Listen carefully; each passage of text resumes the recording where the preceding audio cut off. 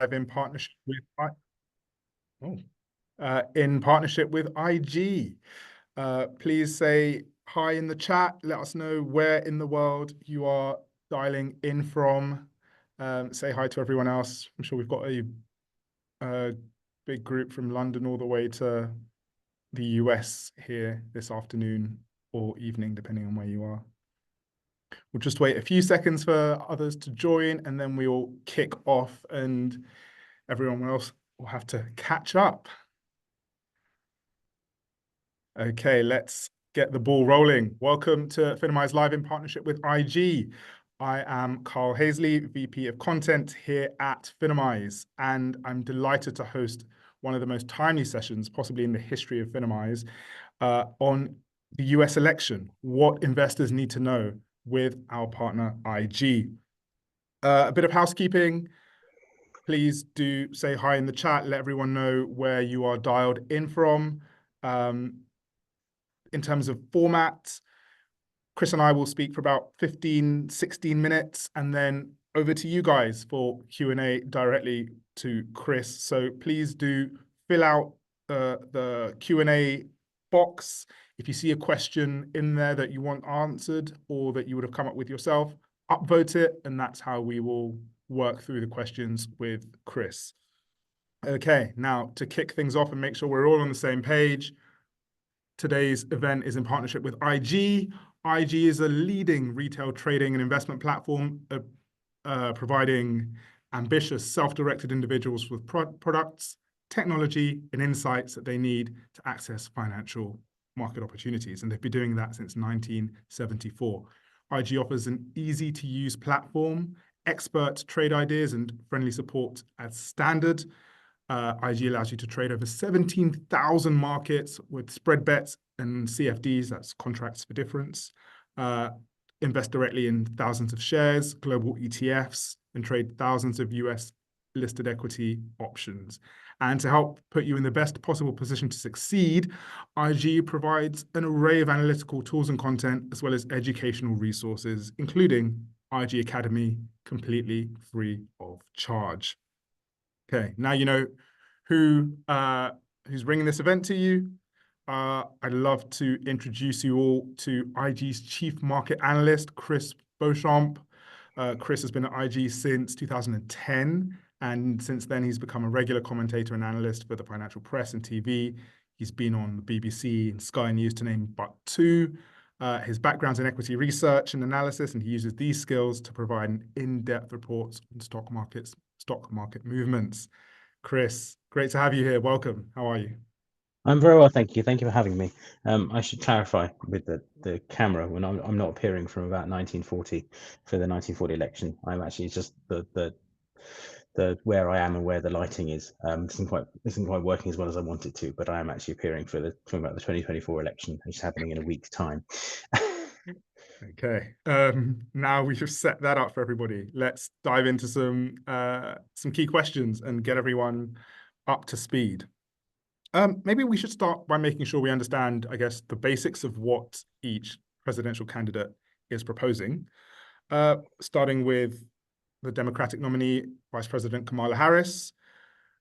Chris, what's her economic platform, and how is it different to what Joe Biden has been doing for the last 3.5, 4 years?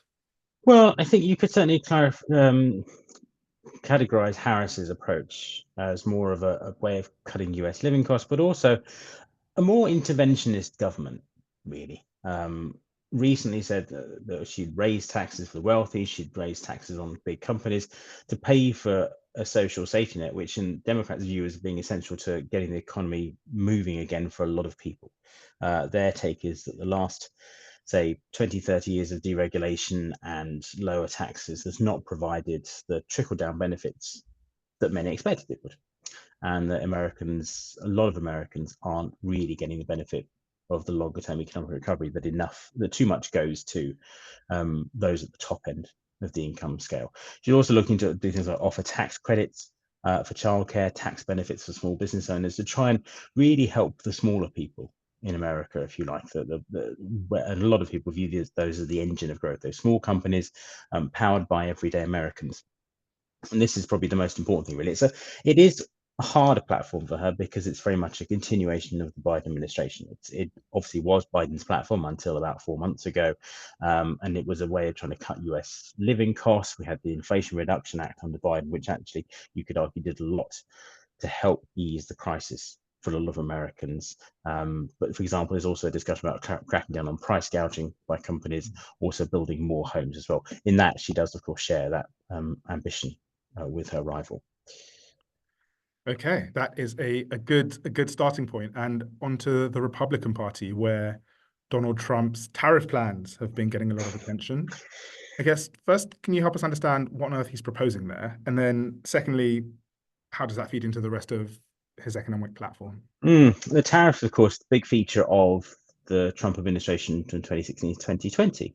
Really, he's marked a step change, if you like, from the era of globalization, essentially where countries did more and more trade with each other in order to provide a beneficial effect for both. Trump's view, and it's a view shared by a lot of economists, was that this had not produced the benefits that had been heralded when China, for example, joined the WTO in the 1990s.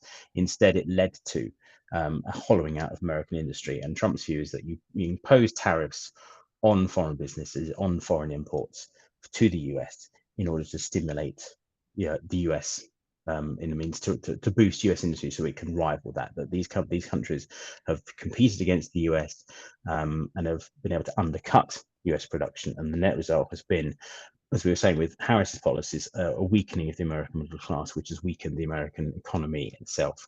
And his proposal this time around is to do more of the same, essentially, for not just China, but other countries, also allies as well. And this is the geopolitical concern, that he would lead to wider tensions with, say, NATO at a time when the transatlantic alliance is facing its biggest challenge in probably 30, 40 years. Okay.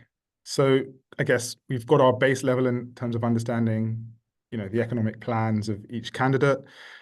Let's maybe swing over to the potential market impacts, because I guess that's why we are all here. And I guess there are two main ways of getting to grips with what's likely to happen and the market impact in either scenario. We've got polling data on the one hand, and we have, market implied odds on the other. Maybe let's start with the polls. The election is just over a week away. Oh, no, a week precisely away, I think.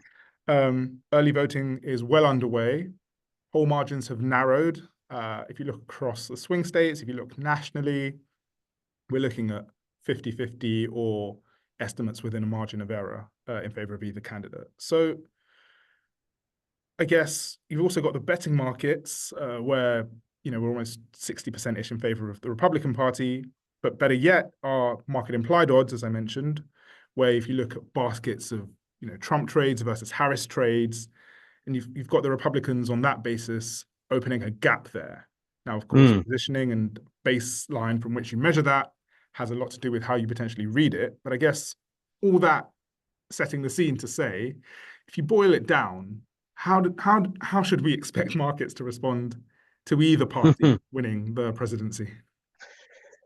Well, we're really talking about a short-term impact here. If you look at the history of US presidential contests in the stock market, there really is no overall effect in the longer term.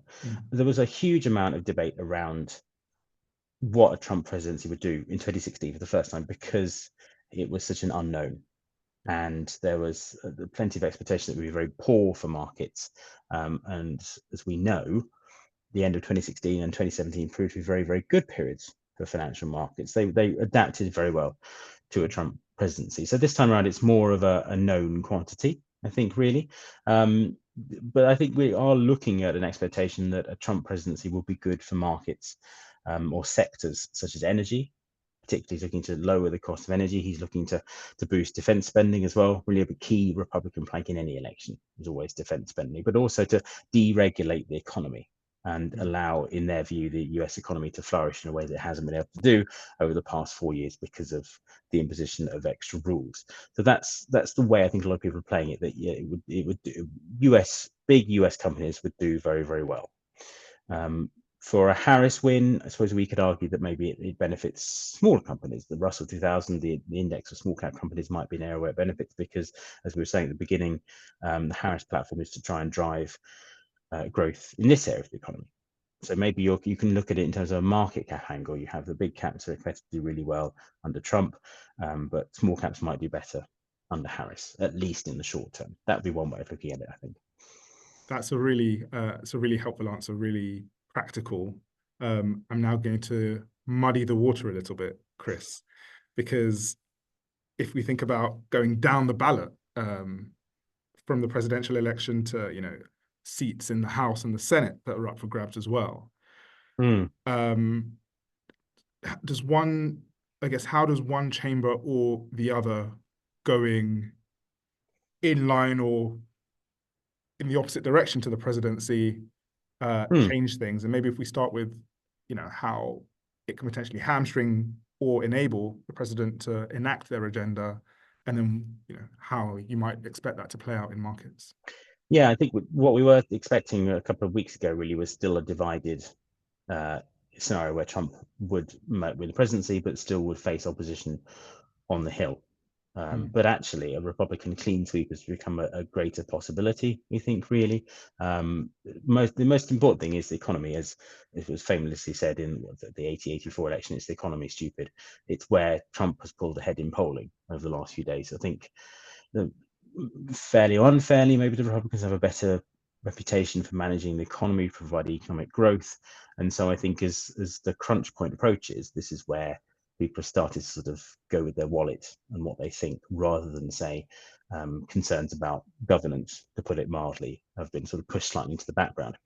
So it looks more likely that you could get a Republican clean sweep, and that will enable a much easier path for a lot of these deregulation agendas that Trump is proposing. This is the other key thing of his platform, is to release the shackles, as they put it, on the US economy, to lower taxes, deregulate, and to find ways of allowing the economy to flourish. And that would be a lot easier if you have the Senate and Congress on the side. Absolutely. It's interesting that you made the point about Republicans potentially having a reputation for having a strong economy. That, I guess there are parallels there to the UK election, which we had earlier this year, where the Conservatives have a reputation for, or at least historically have had a reputation for a strong UK economy compared to Labour. But of course, as you said up top, in the long run, or over time, it basically doesn't make much difference. No, it doesn't really. That's true in the UK too. It is true in the UK really as well, and it's harder for the UK because there's less data really to compare it. Yeah. Obviously, the FTSE 100 has not existed for as long as the Dow and the S&P, but it is, if you look at the course of time, it's very much a case of it doesn't matter. So there are far more important things to deal with: earnings, interest rates, the employment situation, all this kind of thing. Absolutely. Just a reminder to everybody listening, please do pop your questions in the Q&A box. I will start coming to your questions in a couple of minutes. Thanks to Anna, Russell, and David so far. The rest of you, please upvote the questions you prefer or add your own to the mix. Chris, maybe coming to, a bit more of a tactical angle. I mentioned earlier, the Trump trade, the Harris trade. We've spoken about it from a market cap angle. I guess, considering the vast array of securities available via IG, first of all, what is the Trump trade, and how do I play it or hedge against it if I think things might go the other way? I think the Trump trade is one where you see a stronger US dollar, which is likely to hurt emerging markets. It's a way of trying to boost, find ways of boosting the US economy itself. So you could see a lot of push back to the greenback, and that has significant repercussions around the globe. Really, a stronger US dollar pushes down the euro, pushes down sterling. If you're looking for a particularly close to home one for the US, is obviously the dollar against the Mexican peso. We want to keep an eye on, really. So that could see a lot of weakness for the peso, a lot of strength for the US dollar. We're also looking at really a host of energy companies that benefit. It's also consumer spending. I think this is where Americans, if they do have those tax cuts enacted, could see a big boost in activity there. So it's the kind of thing we'd be expecting, is dollar by US, particularly by large cap companies, and also sell emerging markets, if you like, because there'd be a lot of pressure put on these countries to toe the line, if you like, as well as maybe even pressure on European markets too, in terms of the diplomatic fallout. from such a win. Okay, and then before I come to our audience questions, which are building up rapidly, what's the Harris trade, and again, how do I play it or hedge against it? Well, I suppose you might argue if it's a weaker US dollar, because they're going to be spending more, really, or certainly in different ways anyway, to try and get money directly to parts of the economy. So you could argue for a weaker US dollar. So the converse of what we were saying, you might get stronger moves in maybe euro dollar and cable. Dollar yen also one to watch for, maybe a bit of recovery for the yen there. And maybe it's again a boost for non-US markets, particularly as well as small caps. It's those countries outside the US that might benefit European economies, because we're assuming there won't be these extended tariff battles, certainly not with Europe anyway. I think we can take US-China antagonism as a given, whoever wins. But if Harris wins, then you won't have these discussions about putting tariffs on the imports from key allies, which would do a lot, I think, to benefit those economies. Fantastic. That's really clear. I've spoken far too much, so I'm happy to open the floor up to our watching and listening audience here. David, whose question's been upvoted 4 times, wants to know, what are the biggest risks to not changing your investing or trading strategy around this election? Well, it very much depends, of course, on time frame. If you're looking at anything more than a few weeks, then it may be the case that elections is a thing you have to keep an eye on, but it's important not to make sudden decisions. I wouldn't suggest sitting there on election night, on election day, and indeed days and weeks afterwards, because we think this could be quite a contested one. This could go on for a while. I say that with no particular glee, but it is likely. It's the risk that you overreact. It's a classic problem for all investors, is to suddenly feel the urge to do something, to make changes before the implications of a presidential win or policy changes become clear. And that's the problem. We are living in a week before the election. We're trying to second guess who will win. We're trying to second guess what the policies will be. We're even indeed trying to second guess when those policies get enacted. And the risk is that you make too many moves, you make the wrong moves, whereas perhaps either sitting more in cash or simply allowing things to play out for the time being until it becomes clearer is the sensible move. I think, because the sort of besetting sin of a lot of investors is to do something, whereas the best thing to do is to wait and see and to allow these things to evolve. So if you're looking beyond, say, the next 2 months, I think it's just the election is a thing you have to be aware of. It will probably cause some short-term volatility, but things may well settle down. Not to be blasé about this, but things may well settle down much quicker than anyone anticipates. If you're looking for the short term, of course, it then requires your solid risk management angle. So if you are happy to play the dollar either from the strength or weakness angle, depending on who wins, you just need to make sure you've got a predefined stop level, or if you're trading it with IG, for example, using your stop losses to actually make sure that you've got a risk in place, that you know where your stop loss is, and it will, if it, how much you'll lose if it does get hit.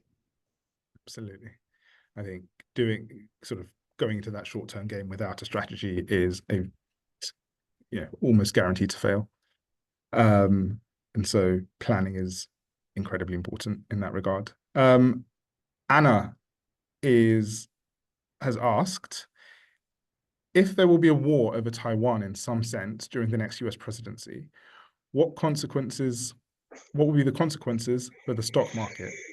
Rather you than me answer that, Chris. Yeah, I think the rationing of retentions would be the first sign. It would be unlikely to be a positive rationing, it has to be said.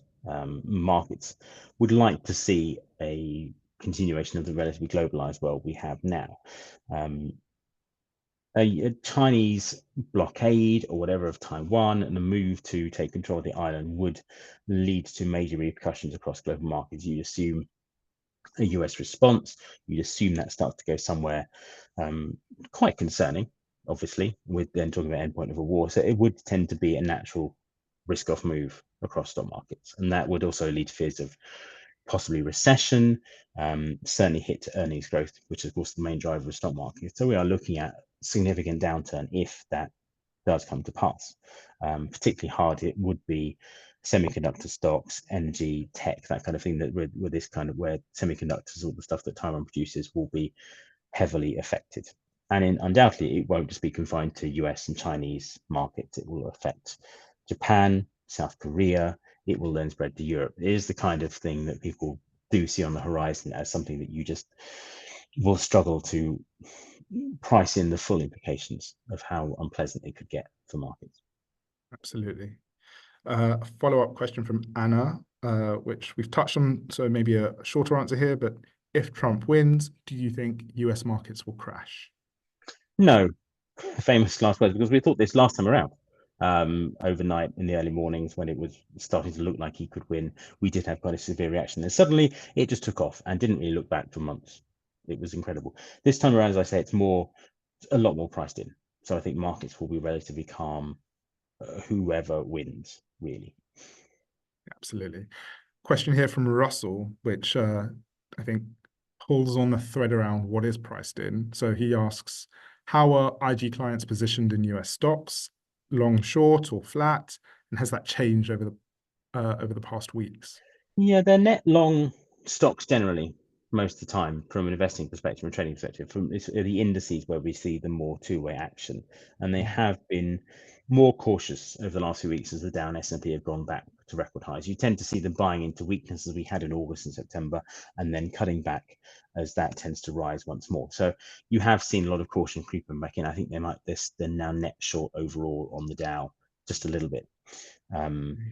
It was more a reflection of where it's been. We should talk about, of course, not just the election itself, but what happens around it, because you get a contested election. A lot of these key states might not even report their voting until several days or weeks afterwards. So that's where the potential for volatility, I think, really does creep in, certainly in the short term. And then maybe just diving into this follow-up question from an anonymous attendee who asks, what's the most volatile potential scenario post-election? And I guess that is just an unknown / contested set of Yeah. results. Is that fair? Yeah, it's similar to what we had in 2000, really, with Bush and Gore. For those who think back that far, we're expecting, but this time around because COVID isn't a factor, we are expecting results more quickly than we had last time around. But could well expect quite a few states that might not report until at least a few days afterwards. They could be days, they could even be weeks, I think, unfortunately. And if the result is contested, I think it could get quite messy. It's the concern that lies at the back of everyone's minds, really. And that point, markets are unlikely to take it particularly well. And so you mentioned Bush Gore, which was, I think, 2004, possibly. And I No, guess 2000. was it 2000. 2000? Okay.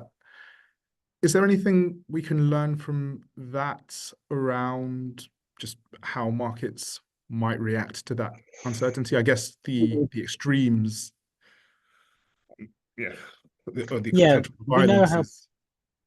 Yeah, that's the unfortunate case here. We're looking back to the 2020 and 6th January element, and whether we get a replay of something like that. If you get, for example, a situation where there are a couple of votes in the electoral college either way, because we're talking about the electoral college votes is most importantly, rather than the popular vote. 2016, Hillary won the popular vote and lost the electoral college. I think it was Biden won the popular vote and the electoral college in 2020. But if you have one where maybe there's a couple of votes in it, this risk of faithless electors, people changing their vote in the electoral college, could be an issue, and it has happened quite a number of times before. It happened in 2016, and that's where it could get really messy. And in that sense, there will be markets tend to, when you can't price this stuff in, when you don't know what the outcome will be, markets tend to react very poorly. They don't like that. No, markets hate uncertainty. It's a cliche. In this case, it's very much true. Yeah. A question here from Gavin, who says, when you mention deregulation, what part of the economy is likely to be the focus?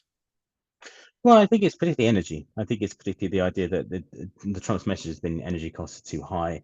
It's the key thing that's holding back the US economy. We need to deregulate there. We need to allow for more drilling. We need to allow for an opening up, perhaps, of nuclear energy could even come into the picture very, very quickly. That's the most obvious place, really. But also just generally around consumer regulations, around, say, construction. Their view would be that all these regulations hold back the US economy. And so it's a number of sectors, really, I think, but energy most obviously. Fantastic. And maybe pulling on that dollar string from our earlier conversation, Uma asks, what would the impact be on commodities such as gold and silver? Brackets, does a Trump win mean a rise in the US dollar? Yeah, I think it probably does, and that could be negative short term for gold. Gold has been fairly immune to everything this year. It's impressive rise, has really caught everybody. I think the relentlessness of the gains in gold have continued, but uncertainty would probably give it an extra kick. I think, put an extra sort of firework underneath it, if you Yeah, like, really. And certainly for silver prices as well. For oil, it's harder to tell. A boost to energy might mean that you get a lower oil prices. The US produces more. It's already heavily under pressure, I think, because of the poor demand outlook for a lot of countries. So you might actually see a stronger dollar continue to weigh on oil prices. absolutely. And James here with the $1 million question. What are investors and traders overlooking with this election? Any obvious areas to explore to either benefit or protect portfolio in this election? I think they need to understand that the probably we're still looking at election that should be resolved relatively quickly, hopefully, and that we shouldn't. The thing they're overlooking is the fact that it could also not be a major volatility event in the medium term. Around the few days itself, yes, but if you look at the US election day, markets tend to weaken into 30 days into the sort of 15, 20 days beforehand, and then rally afterwards. It's a classic performance. So I think if it is, let's hope it goes relatively painlessly. It could be that this disappears and ceases to be an issue very, very quickly. It's maybe the one thing that people are ignoring. Okay, fingers crossed for a smooth outcome in any scenario. An anonymous question here. What are your thoughts on the trend of election futures contracts and betting? Yeah, it's an interesting market, and it's one where it's easily moved by a few people with large bets. So that's it. It's hard to say whether the election betting leads the polls or it leads the market. I think it is a market that's open to um, easy movements, really, with Yep. people with the ability to throw their weight around. So you have to be slightly cautious about it, but certainly it has, if you like, caught the trend, Yeah. the revival in Trump's expectations, because it's certainly given him a much bigger margin of success than the polls would indicate. And it's really hard, of course, with the US because you ask people how they voted, but if, of course, the important thing is electoral college. It's very Yeah. hard to factor that one in. And possibly the final question, we'll see how we get how we're doing for time, but we're into the last couple of minutes. Barry is asking, what are some of the ways of leveraging options around the election? And he Mm. says, thanks for taking the time. Yeah, I think it's the options will give you a lot of the strategies will give you the volatility without worrying much about the movement. So the kind of possibly straddle kind of approach might work here on the indices. So if you get a night overnight into the next couple of days where it just throws itself around a lot but doesn't actually overall settle and end up having a clear direction, if that makes sense. You get big swings in either direction overnight, but the actual net change is fairly limited. That's the kind of thing you could use options for, rather than trying to call the direction as you would do, say, with spread bets or CFDs. You could instead just say we expect it to be a mad night in terms of market reaction and a mad few days. And the option strategy will give you that way of playing it, rather than trying to say, what do you think will happen? Should you buy or sell it? Fantastic. Good opportunity to remind people about IG Academy, where you'll have Mm. some work there on how to use option strategies to do exactly that. On that, I'm afraid we are out of time. Chris, thank you so much. Always great to hear Thank from you. you, and especially at this time where there's so much going on. Appreciate you taking the time and sharing your thoughts. Thank you. It's been a pleasure. To everybody else, appreciate you joining. Don't forget, our biggest event of the year is fast approaching, and you can register for your free ticket. I'm, of course, talking about the Modern Investor Summit on December 3rd and 4th of this fine year. It's packed with back-to-back sessions, workshops, and some of the biggest names across the industry. So it's the perfect opportunity to elevate your game and catch up with others. Valentina will share a link in the chat. Please register, grab your free ticket now. And finally, as you click out of the event, you'll get a pop-up survey on your screen. Just let us know what you thought of today and what you'd like to hear about next, so we make sure that we get the perfect people answering your questions. Chris, everyone joining, thanks again, and look forward to seeing you all soon. Thank you.